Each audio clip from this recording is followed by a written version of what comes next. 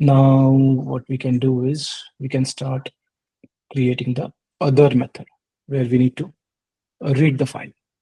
So that is easy. We got the path of the file. All we need to do is say, let's create another variable for content.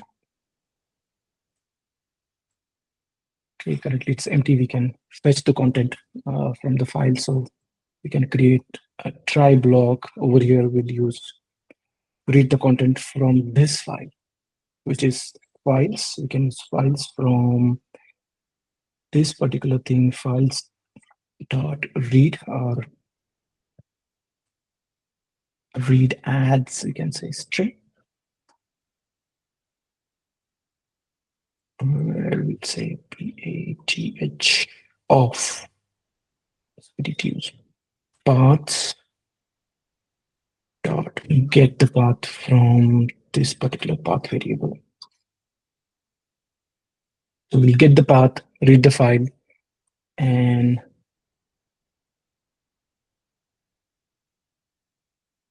we are going to handle it, no worries. And then we'll do it. So we'll quickly do system.out.println.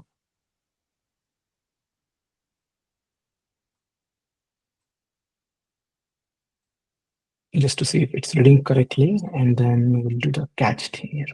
So I catch over here, we'll just say IO exception. And if the file is not present or something, what we'll do is we'll simply say row new runtime exception. We'll say failed to read logs. Okay. That's it. And then over here, instead of returning null, what we'll do is we'll do content. Let's see if we are able to read the file as well. So let me go here and let's comment these two things. Basically, we can just say read log file. And we run this. Okay, we are able to read the file. So it's reading it, printing the stuff. Fine. Okay, it's printing twice because we have to print. Okay, so it's file is getting read properly. Two things done. What did we do so far? We created a JSON object which can give me the message at least with system and user prompt in the JSON body. Okay. Then we created a read file. You can read file in 100 different ways. I'm just using this file is read string, which is good for reading the text files. And that will give me the output in the form of string, which we can use it to pass it as a log here. So this file will pass it as a log. And then next thing is interesting. We need two things. First is public, say static, final one is API key. So let me go and copy my API key.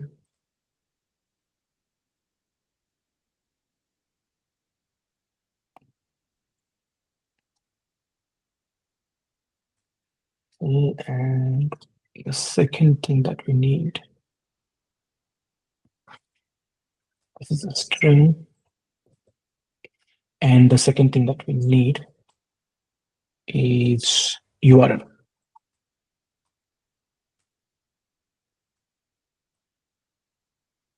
Basically, you should pass this from properties file or something. But when you create framework, you can add it in the properties or somewhere. Generally, API keys and these stuff are not passed here, but just to understand the concept, I'm adding them here. Second is base URI, which would be nothing but my post month is completions. Okay, the same thing. You can pass it over here. And URI would be just this part. But I'm just adding them here. Once we make that request and we build that request, we'll cut that part out and then we'll use. Now we can go to the request part here. We already have the system prompt, which we can pass. we have basically the user prompt. We can read from this file. We'll say string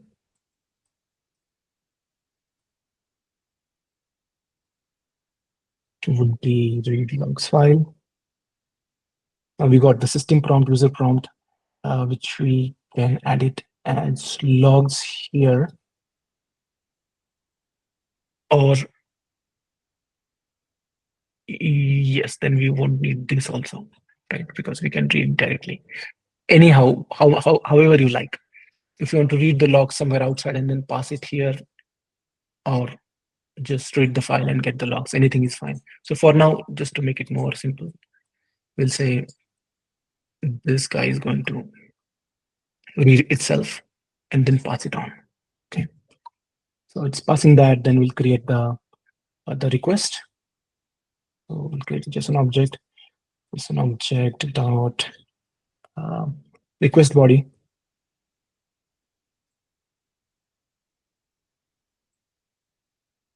is equal to new JSON object, and request body dot first thing is we need this guy, which is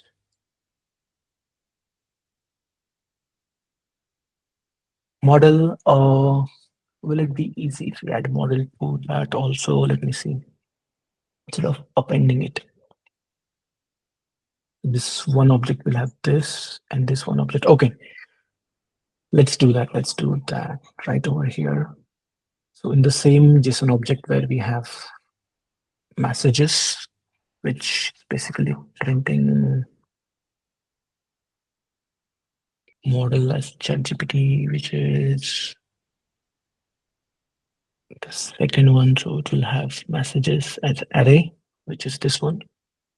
We want to add the logs as well. Like over here, we are passing the logs and adding it. We create an array, and then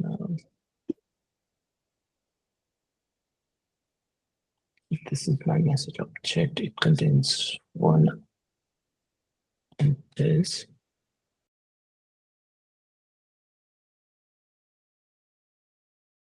So this is looking a little complicated, but we'll figure out. This was pretty easy to understand, but it's fine. So it's pretty much doing the same thing. It's creating a JSON object with this kind of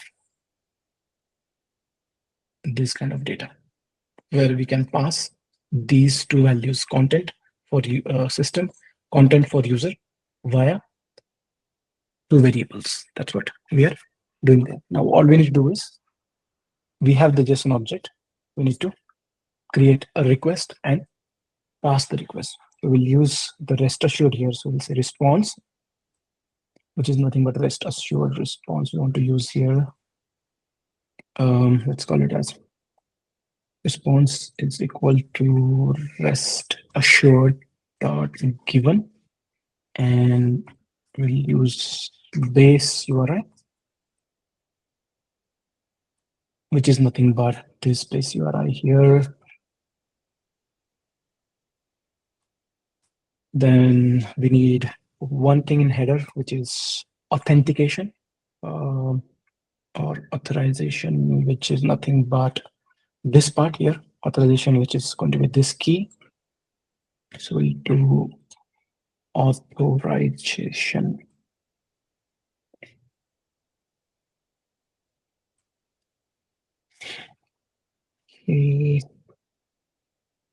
See the spelling authorization.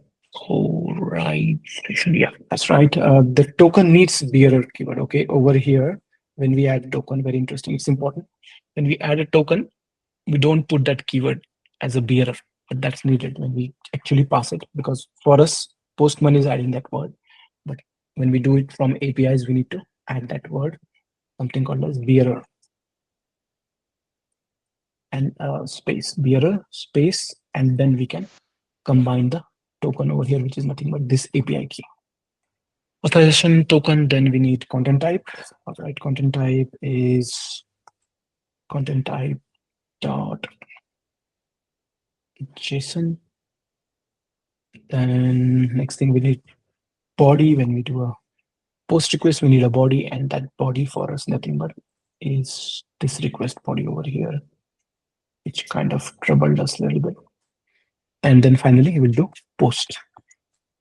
Okay, this is a simple call that we're building. We have base URI, we have a simple key to send as authorization, then we have content type, we have request body, and then we post this message. And what we'll get a response.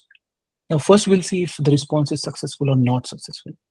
If we get a successful response, it means if we get a 200 like this. So if we get 200 okay, then what we'll do is we'll go ahead and try to parse the body. You can do simple if condition if response dot get response status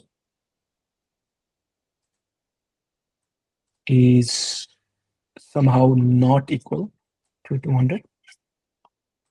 Then we can simply throw new exception, say throw new runtime exception. We can say anything. Failed response. Fail to connect with ChatGPT. Okay, and it will just stop over here. But now let's say we got 200 expected response. Then how we can parse it? So then we'll parse the response as a JSON object. So whatever response we received, we'll take it inside a response object. So let's create that JSON object first. So let's run object. Then we call it as JSON response, which is equal to new JSON object. And then over here, we'll pass the response object to it, which is nothing but this response object. And we'll take the body text, because the response will have a lot of different things. Whenever we receive a response, it has many different things. It has text, it has headers, cookies, a lot of different things. All we need is this particular text or this particular part of the response. To get that, what we'll do is we'll simply say response dot get body, and we need to receive it as a string. We'll fetch the response as string, and then we can start the process of parsing it. What do we want to parse? We want to parse some string, the actual content that we want to display. So we'll just say it as res for now. And then in the parsing part, what did we say? We want to go to this object. From this object, we want to go to choices JSON object, which contains an array. From that array, we want to go to the 0th index JSON object. Then from there, we want to go to message JSON object. From this message JSON object, we want to go to a string called as content. Okay. So that can be done simply by using this JSON response dot, and this response are pretty much fixed. So we can do in this way. Response dot get a JSON array, which is choices, right? This one here. Choices JSON array.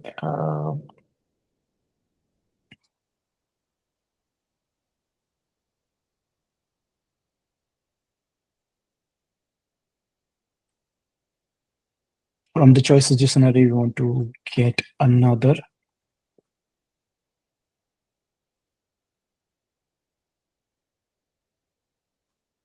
JSON object, which is nothing but the object with the first index. So we can go to the 0th index in this array to get the second JSON object. So we'll simply say choices in that, we'll just say in the JSON object with index 0. So from the response, go to the JSON array with choices. Then we go to the JSON object with index 0 in that JSON array.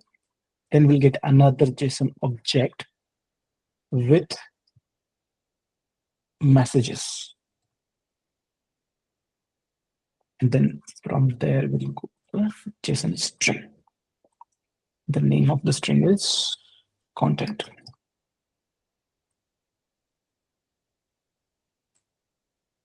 And that we can return it over here, or we can simply return this part instead of creating a unnecessary variable. This, get rid of this part. So then this response we can consume wherever you want to consume and do whatever you want to do with that. So basically, for now, let's consume it inside our main method, which is right over here. So inside the main method, what do we need currently? All we need is to call this particular method. And what we will do is the return value is never used. That's fine. I can use it here and display it in the console for us. System.out.println MSG. Okay, now let's take a look at it as a whole thing. We have an analyzer. What does it do? It creates a system prompt, user prompt. You can pass system and user from here, okay, and then pass it from wherever you want. So we just need to create two arguments in that way. But for now, we are adding it right over here. The system prompt we create here, user prompt is nothing but a file where we have some logs to read. So we have another method which reads logs and give us right over here. We got it. Fine. Now the third thing is to create the JSON object in the format it can be understood by GPT. So we created a body. In that body, we added first thing, easy, model, fine. In the second part where we want to add a message, we have an array. That array has two elements. First element is role, system role, content, system prompt. And next element is role as user, and the value is content as a user prompt. This is ideally this is good only. It's a short form. So this will read, and we will use that body over here. So in the next part of the code, we are creating a response using rest assured. So it's the standard thing, rest assured. What is given? Given is base URI, given is your API key, content, and request body, and then we post it. Once we post, we are checking if we're getting 200. If not, then we'll stop right over here. Uh, Mostly if the key is not valid or something like that, or URI is not valid, we'll get 200. It will not get 200 in that case, and then we'll stop here. But if everything goes through, if we get a response successfully, then we'll pass the response going to these variables and JSON arrays, and then we'll show it in the output. So let's quickly go ahead and see what does it do. Exception in the main. Exception in the main part to connect with ChatGPT. So we got a 200. Now let's see if the key is correct or not. Let me copy the key from here. Or probably, I'm not sure if this key is valid. Let me get it. I'm just copying a different key. Okay, and completions API is also correct. Prompt, also we are passing system prompt over here and in content, user prompt in the content. Okay, let's run it again.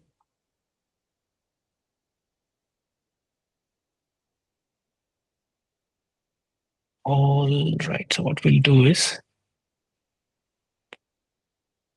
we'll see what's the response that we're getting.